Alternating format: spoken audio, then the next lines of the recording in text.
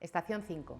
Empresas que inspiran, se transforman y son sostenibles. Las empresas que han tomado en serio la gestión de los factores psicosociales han transformado su realidad. No solo son lugares de trabajo, son entornos donde las personas quieren estar. Más allá de prevenir riesgos, esta gestión nos permite construir culturas laborales saludables, donde los factores psicosociales son positivos, como el reconocimiento, la autonomía y la comunicación fluida, y se convierten en motores de bienestar y productividad.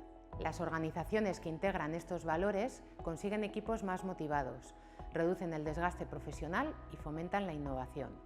Un entorno laboral sano no solo retiene el talento, sino que lo desarrolla y lo potencia.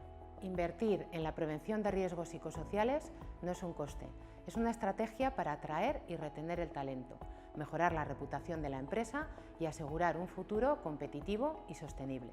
El éxito empresarial empieza con el bienestar de las personas. Piensa si tu empresa está lista para el cambio.